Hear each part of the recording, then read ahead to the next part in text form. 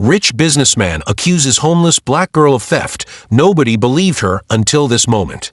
The sun was unforgiving that afternoon, beating down on the cracked sidewalks of downtown Atlanta. Cars honked, people rushed by with headphones in their ears, and no one really noticed the young black girl sitting on the edge of a curb, her knees pulled up to her chest. Her name was Aaliyah Johnson. Just 23, but her eyes carried the heaviness of someone twice her age. Her clothes were wrinkled, her sneakers worn thin, and her face still carried faint streaks of tears she had wiped away hours earlier. She had lost everything in a single week. Her boss at the diner had smiled that smug smile, leaning across the counter one night when the place was nearly empty. "Come on, Aaliyah," he had whispered. "You're a pretty girl. You play nice with me. I'll make sure you never struggle for money again." She had pulled her hand away, disgusted. "I came here to work, not to be your plaything," she snapped. The very next morning, her hours were cut. By the end of the week, she was fired. Now here she was, homeless, broke, invisible. As she sat on the curb, she noticed movement out of the corner of her eye. A man in a gray hoodie brushed past a well-dressed businessman who was distracted on his phone. In a flash, the hooded man slipped a wallet out of the businessman's back pocket. Aaliyah's body tensed. Did that really just happen? The thief darted forward, his sneakers slapping the pavement. Something inside Aaliyah snapped, the same fury that had burned in her when her boss humiliated her. She grabbed a broken stick lying nearby and swung it out into the man's path. "Ah!" the thief yelped, tumbling to the ground. For a second, the thief looked stunned. Aaliyah crouched down as if to help him up, but her quick hands slipped the wallet back into her grip. "Not today," she muttered under her breath. By the time she stood up, the thief had scrambled away into the crowd, cursing under his breath. Aaliyah turned toward the businessman, clutching the wallet tightly. He was still on his phone, completely unaware of what had just happened. She took a deep breath and walked toward him. "Sir, excuse me," she began, holding the wallet out. The businessman turned, eyes narrowing at the sight of a ragged black girl with his wallet in her hand. His face twisted in anger. "You little thief," he shouted, yanking the wallet out of her grasp. His voice was sharp and loud, cutting through the noise of the street. "No, wait. I wasn't," Aaliyah tried to explain, but he cut her off. "Don't you dare lie to me," he barked. "You think I didn't notice? Trying to rob me in broad daylight? Have you no shame?" People started to gather, drawn by the sound of his booming accusations. Aaliyah felt dozens of eyes on her. Some shook their heads in disgust, some whispered, some pulled out their phones, ready to record the scene. Her heart pounded. Her throat tightened. "I swear I didn't steal it," she said, her voice trembling. "I was trying to." "Save it," the man snapped, pointing his finger at her. "I've seen people like you before. Pathetic." The crowd murmured louder now, their judgment pressing in on her from every side. Aaliyah felt her knees weaken, her hands shaking. Her chest burned with a mix of anger and helplessness. She wanted to scream the truth, but the words stuck in her throat, drowned out by the businessman's accusations and the weight of 100 disbelieving eyes. The businessman's voice rose higher, cutting through the air like glass. "Somebody call the cops. She's a thief." Gasps rippled through the crowd. Aaliyah's chest tightened, her breathing quick and shallow. She could feel her face growing hot, her eyes burning. She wanted to disappear, to sink into the concrete beneath her feet. "I'm telling you, I didn't take it," she cried out, her voice cracking. "I stopped the guy who really stole it." "Liar," the man spat, clutching his wallet to his chest like a trophy. He looked at her with disgust, his words dripping venom. "You people are all the same, always looking for an easy way out." A hush fell over the crowd. Some people looked uncomfortable, shifting on their feet. Others nodded in agreement with him. Aaliyah's heart twisted. She wanted to scream, "I had a job. I had a home. I worked hard until someone tried to use me and ruin me." But her voice got swallowed by the buzz of whispers around her.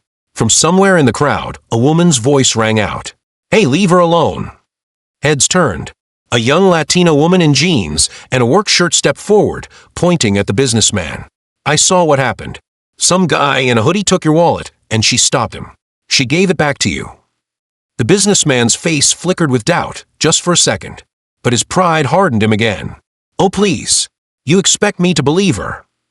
He jabbed his finger toward Aaliyah, his face red with rage. "A homeless girl." Aaliyah's lips trembled.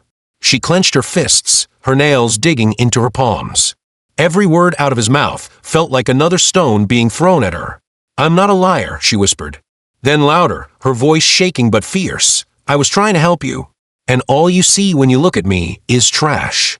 The crowd murmured again, some frowning now, realizing the cruelty in his words. Someone muttered, "Man, that's too much." The businessman's jaw clenched. His pride was crumbling, but his anger refused to let go. "You should be ashamed of yourself," he hissed. Tears stung Aaliyah's eyes, but she refused to let them fall. She straightened her back, even though her body shook. For the first time in weeks, she didn't just feel homeless. She felt human again, raw and furious, demanding to be seen. And then, from the back of the crowd, a police siren wailed closer. The siren drew closer, but for the businessman the world had narrowed to one thin, hot line of panic running through his chest. He jabbed at his phone with one manic finger, still mid-call, eyes darting between the screen, and Aaliyah like a man watching a fire destroy his house.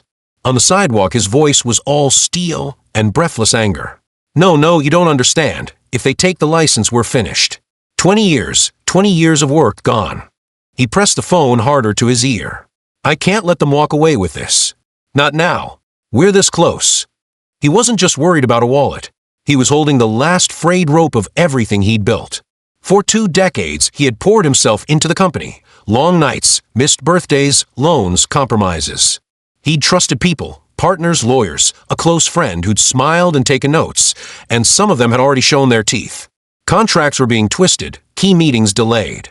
There were whispers of a hostile takeover, board members swayed by slick presentations from people who didn't understand the soul of the business. People he thought were allies started looking like wolves wearing suits. His voice broke on the phone. "You come in at the last minute with a file, and you tell me it's solved. I need proof. I need commitments. Not promises."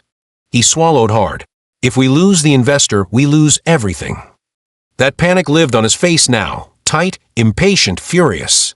The wallet in Aaliyah's hand was a tiny, concrete thing compared to his empire's invisible losses, but it landed on him the same way a smart punch lands, a human culprit to blame, a body to punish instead of facing the slow, legal strangling of his life's work. When Aaliyah reached for him, holding out the wallet, she stepped into the only visible danger he could see. The phone in his ear crackled with the investor's impatience, a pause, then a question that asked if he really had it together. Then louder to the crowd, "Do you know what thieves do? They take the little you have and run. They have no idea what it took to build anything." A flicker of something like shame passed through him for a half second. He'd seen her face, the ragged clothes, the dirt under her fingernails, but was drowned by the louder, more immediate fear. If this investor walked, those who wanted control would smell blood. He needed someone to blame, someone public, someone small enough that punishing them felt like doing justice. "You there! Get away from me!" he spat at Aaliyah, voice cutting. He tightened his grip on the wallet, like holding on to a lifeline. "Call the police. Call them now. She's one of them. They all are." He wanted the crowd to fuel his anger, because anger was easier to show than admitting he'd trusted the wrong people. Somewhere inside, a quiet voice told him she might be telling the truth. But that voice spoke too softly. He had no time for soft things. Not today. Aaliyah's breath hitched. The siren's wail grew louder. The businessman's phone buzzed again. Another call, another demand. He glanced at the screen, the number of an investor flashing across it, and then at Aaliyah with cold, simple certainty. "If you don't get her out of my face, I'll make sure you regret it," he said into the phone, the threat half for the caller and half for the woman standing in front of him. The crowd closed like a tide. Some took out their phones. Someone laughed, too loud, too small. Aaliyah felt the world tilt. She had been trying to give him back what was his. Instead, she had walked into the middle of a man's collapse, and now she was the easiest thing for him to crush. And across the street, the Latina woman who tried to defend Aaliyah watched the businessman and felt a cold chill. She stepped forward, jaw set, phone in hand, ready to speak up, but the businessman's voice cut her off, and the first officer's footsteps cracked on the pavement, bringing the moment to a dangerous, fragile pause. The crowd parted as the police officer pushed through, his hand resting on the holster at his side. The red and blue lights painted the businessman's sweaty face and Aaliyah's trembling frame. "What's going on here?" the officer demanded, scanning the scene. His eyes darted from the businessman's expensive suit to the girl in ragged clothes holding nothing but empty hands. The businessman wasted no time. He pointed sharply at Aaliyah. She stole my wallet. I caught her red-handed. Check her, officer. She probably has other things hidden on her. Aaliyah's voice cracked. That's not true. I was giving it back to him. Please, you have to listen. Save it, the businessman snapped, cutting her off just like before. His face flushed red, but his tone was almost rehearsed, the tone of a man used to being believed. She was trying to run when I stopped her. The officer frowned, looking at Aaliyah with suspicion. Miss, do you have anything in your pockets? Show me your hands. Aaliyah lifted her hands slowly, her fingers shaking. I don't have anything. I swear. Please, I was trying to help him. The Latina woman from the crowd stepped forward quickly. Officer, she's telling the truth. I saw what happened. Some guy in a hoodie took the wallet. She stopped him and gave it back. He's lying. The businessman's jaw tightened. His phone buzzed again, that same investor's name flashing across the screen. His eyes burned with a mix of rage and exhaustion. He didn't want to lose this call, not after everything. And in his chest, the weight of 20 years of sweat and sacrifice pressed down. Are you going to take her word over mine? He growled at the officer, his voice low but dangerous. I've built a business from nothing. I've fought off more thieves than I can count.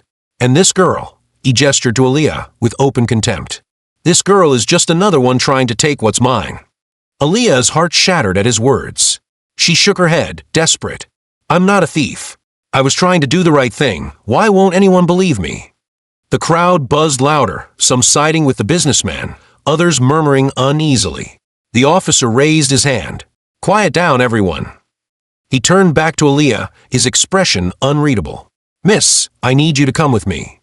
We're going to sort this out at the station. No, please. Aaliyah's voice broke, her eyes filling with tears. I didn't do anything wrong. He's lying because her words stumbled. The humiliation, the fear, the weight of weeks of pain collapsed on her shoulders all at once. Because I don't look like someone worth trusting. The businessman looked away, his phone buzzing again, louder in his hand. He had seconds to decide, answer the call that could save his company or finish crushing the stranger in front of him. And for a long moment, the street held its breath. The words cut sharper than the heat of the day. They are all the same. Aaliyah heard it whispered from somewhere in the crowd, then echoed again louder, like stones being thrown at her spirit. Her chest tightened. She stood there with her palms open, empty, vulnerable, but no one cared about the truth written in her trembling hands. All they cared about was the picture, a homeless black girl against a man in a tailored suit. And in that picture, she already looked guilty. Aaliyah thought about it bitterly, how easy it was for people to believe him. His voice carried weight, every word polished by years of boardrooms and negotiations. His suit screamed respectability. His phone buzzed like proof of importance. When he pointed, people listened. And her voice cracked. Her clothes sagged. Her shoes were worn out. She looked like someone who could steal, so in their eyes, she must have. Tears burned her eyes, but she blinked hard, refusing to let them fall in front of them. This is how it always is, she thought. The rich man's word is gospel. The poor girl's word is a joke. Her stomach twisted when she heard a man in the back mutter, figures. They're always looking for handouts. Another said, once a thief, always a thief. She wanted to scream, I wasn't always like this. I had a job, I worked hard, I paid rent, I did everything right. But even if she shouted until her lungs gave out, she knew most of them wouldn't hear her. Because the truth wasn't important here. What mattered was the image in front of them. Him, sharp and composed, the victim. Her, ragged and tired, the suspect. And the ugliest part was that the businessman knew. Deep down, somewhere in his guarded heart, he knew she might not be guilty. But he didn't care. His world was crumbling. Thieves were circling his empire, and she was the perfect body to throw his rage at. She was small enough, powerless enough, that punishing her felt like regaining control. Aaliyah swallowed hard, her voice trembling but clear. You don't even see me, she whispered. All you see is what you expect me to be. But her words melted into the noise of a crowd, into the phone's recording, the murmurs of strangers, and the hollow silence of people who looked at her and decided she was already guilty. Her heart felt like it was breaking open in her chest. Not just because she was accused, but because in that moment she realized how quickly people erased her humanity. Just when Aaliyah thought the ground might swallow her whole, a voice cut through the noise. Wait. Everyone turned. A middle-aged man in an apron stood at the edge of the crowd, his arms folded, his face stern. He pointed back toward a small convenience store across the street. "I got cameras right outside my shop," he said. "CCTV points directly here. I saw it all. This young lady ain't lying." The crowd murmured. The businessman stiffened, his jaw clenching. The store owner pulled out his phone and waved it. "I already rewound the footage. Shows clear as day. A man in a hoodie lifted your wallet. This girl stopped him and gave it back." A hush fell. The officer frowned, reaching for the phone. The crowd leaned in. And then there it was on the tiny screen.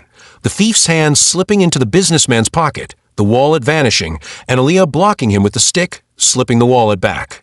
Gasps spread through the crowd. People who had been shaking their heads at Aaliyah now whispered she was telling the truth. Someone muttered, "Damn, we really judged her wrong." The businessman's face went pale.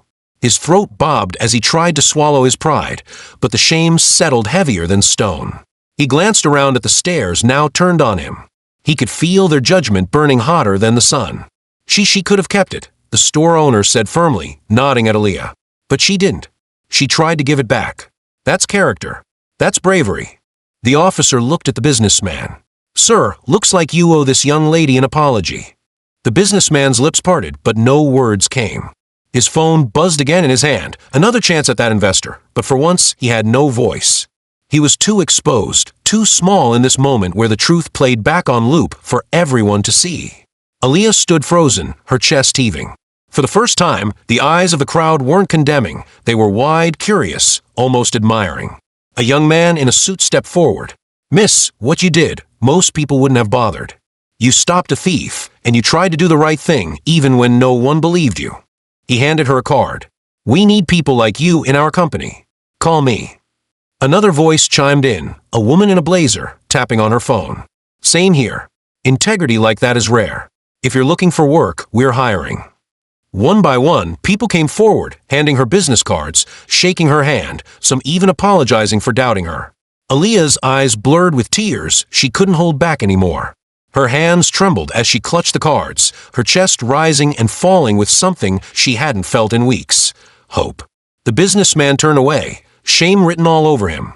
He had wanted someone to punish, someone small enough to crush, but instead, it was him who stood exposed, his arrogance laid bare in the eyes of strangers. The officer cleared his throat. "Miss, you're free to go. And thank you." Aaliyah nodded, unable to speak. She glanced up at the crowd, at the store owner who had stepped forward, at the strangers who now saw her not as a thief, but as a woman who refused to let injustice win. And for the first time since losing everything, Aaliyah felt something she thought she'd lost forever, her dignity. She wiped her face, stood a little taller, and whispered to herself, "They finally see me.